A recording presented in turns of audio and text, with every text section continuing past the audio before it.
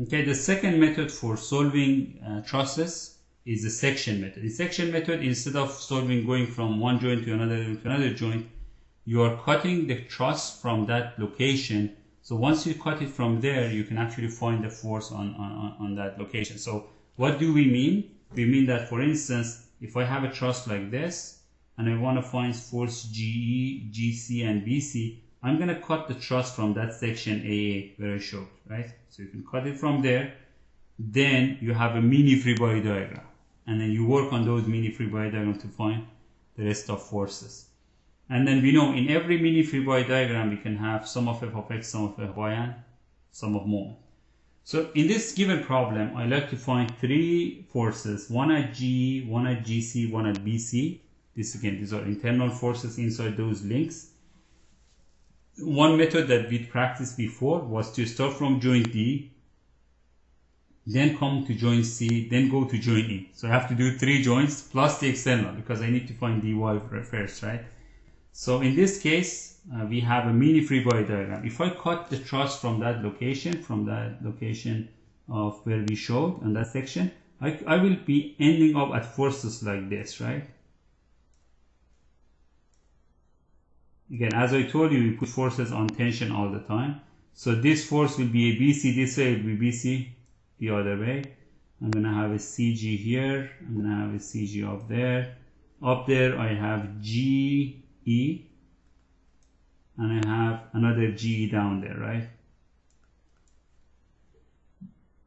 Now, it's up to me whether I consider the right or consider the left. Remember, we are kind of lazy. We consider the side which is less work to do. If I consider I consider the left side or I consider the right side. If I consider the left side, I need to find the reaction at A, right? Considering the left side, I need to find the reaction at A. If I consider the right side, much easier. I just need to calculate dy. I don't need the rest of it. So I'm going to move on. I'm going to consider the right side. So when I consider the right side, I'm going to find the dy because we don't have dy. So we're going to find the dy from external free body diagram. So as you can see, I don't draw anything on it. I don't care what's going on inside there. This is external, right? I have AY here, AX because that's a pin. I have the force dy here. It's just one rocker, roller, whatever smooth surface is there. Then I have a 400 force here, a 1200 force here, and I don't see any other forces. Now, if I do moment about point A, I have 3 forces to consider. So sum of moment, again, this is external free body diagram. Sum of moment about point A is equal to 0. From here I have minus 1200, that's going to be clockwise, times 8.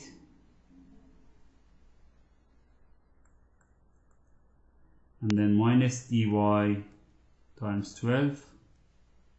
And then the 400 is going to be, plus dy. dy is in the other space. dy is going to go counterclockwise. And then the 400 is going to go clockwise again. Minus 400. The distance for that would be 3 meters. From here I can find dy. So let me see how much I found for dy. dy I found 900 for it. 900 Newton. So once we have dy, I can just, because I considered the diagram on the right, I'm going to redraw the diagram on the right. Just for better clarity, what do I mean? This is, I have a force G here. I have 400 up there. And then we have 2 forces here. Force CG, force BC, 1200 here. And then down here we have a ground reaction dy.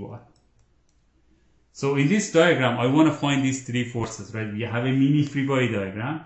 In this mini free body diagram, I can set up all those 3 equations. Sum of f of x, sum of f of y, and sum of moment. So you can see an angle here, which is the same as the angle here, right? That's 3, that's 4. So the angle here will be tan inverse of 3 over 4, which will be 36.9. So the angle here is 36.9 degrees. So I need one equation to get one unknown, right? To take care of one unknown. I can do either sum of f of y, that will give me CG, or I can do sum of f, again, I can do sum of moment. So let me just to write down the equation for myself again. So the three equations I have is sum of f of x equal to 0, sum of f of y equal to 0, and sum of moment equal to 0. On the x, I have, again, let's do x first. Sum of f of x equal to 0. On this free body diagram, I have 400. That's going to go to the right, minus GE minus CG cosine 36.9 equal to 0. On the y, I have CG sine 36.9 plus minus 1200 plus dy equal to 0. Again, from this equation, you can simply find CG, right? Because dy is 900. If you put 900 here, you have 900, 1200 will be minus 300. So CG will be equal to minus 300 divided by sine 36.9. This will give me for CG 800. And that's in tension, by the way, because we found it positive, right? So this is in tension because that's positive. Once I have the 800 here, I can put it here to find CG. So I'm going to put the 800 here. This will give me the GE.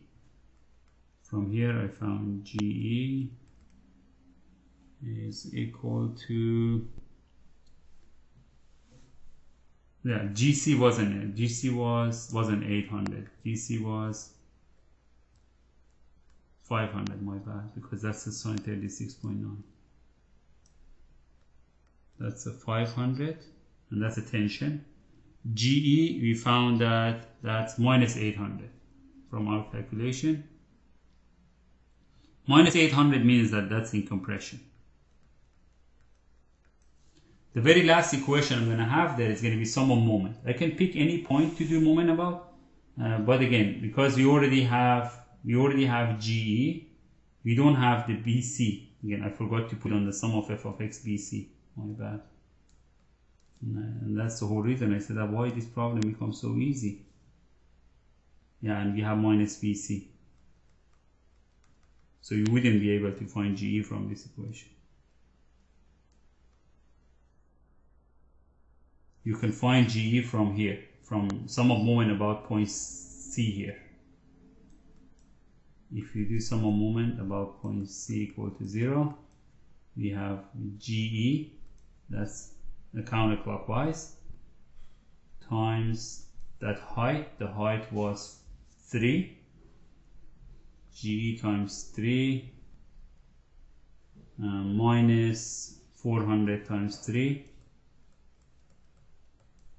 plus dy times the distance between this and that is 4.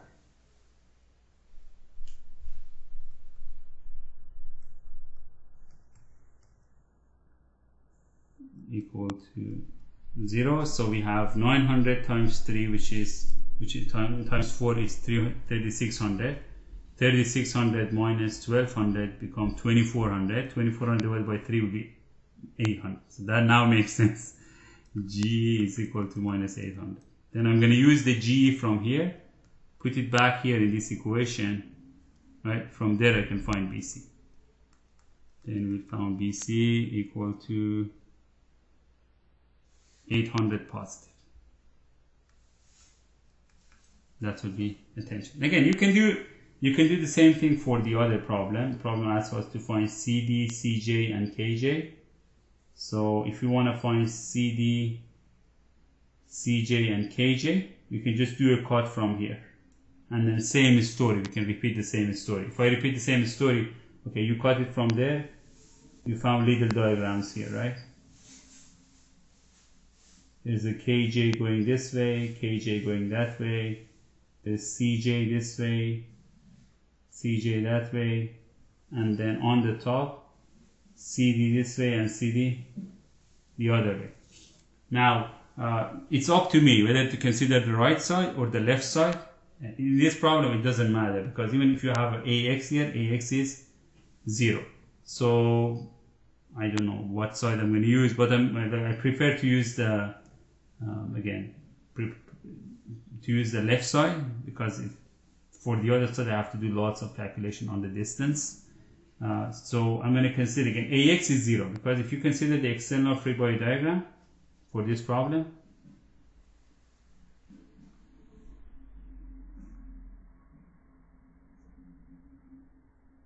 okay, we have GY here,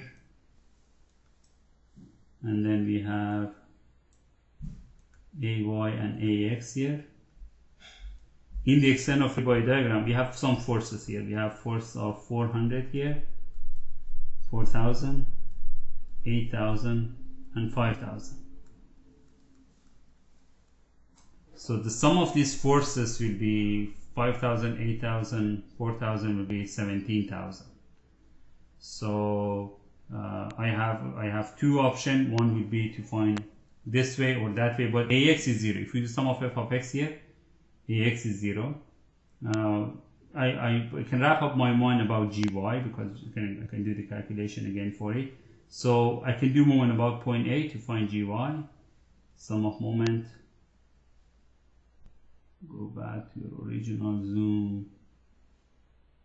Sum of moment about A is equal to 0. I have the 4,000. 4,000 will be times 9. Minus 4,000 times 9. Minus 8,000 times 18. Minus 5,000 times 1, 2, 3, 4, 5, 45.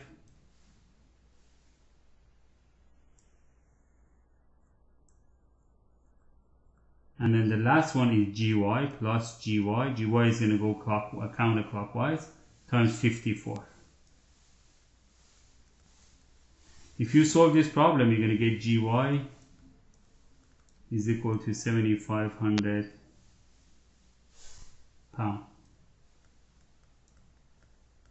So once we have GY, we can just consider the right side diagram. So if I consider the right side diagram, I'm going to have ended up as a diagram look like this.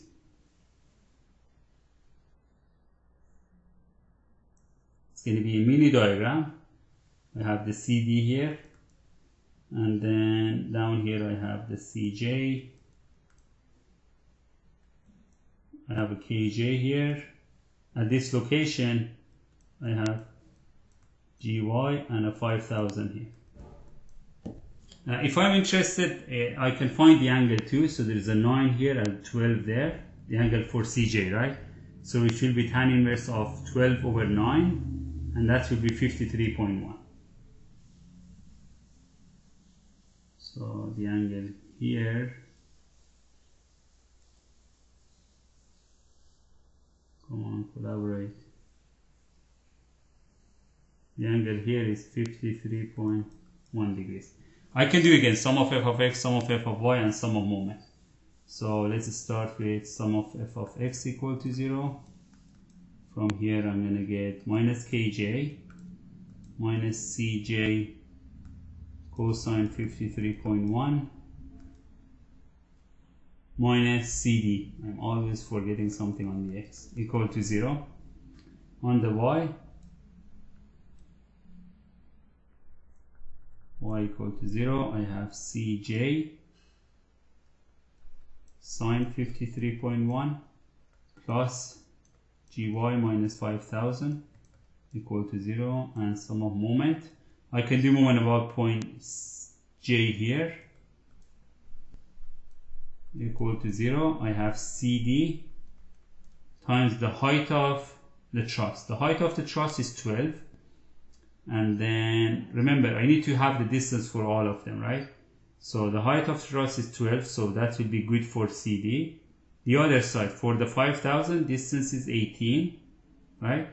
For the GY, distance is 27. So this distance from here to here is 18. This distance from here to here is 27. Okay, some more about point G. This will be ended up as CD times the distance for that was 9. Sorry, was 12. This side was 9. 12. Then that's going to go counterclockwise. And then I have 5,000 there. Minus 5,000. That's clockwise. Distance for that is 18. Plus GY. Distance for that is 27. Again, you have everything that you want to cook. You can just start cooking them and finding the answer for these three unknowns. Again, the most difficult part is just to set up this diagram and then calculate it's not actually difficult. It's just they have a process. You need to follow that process to find your answer.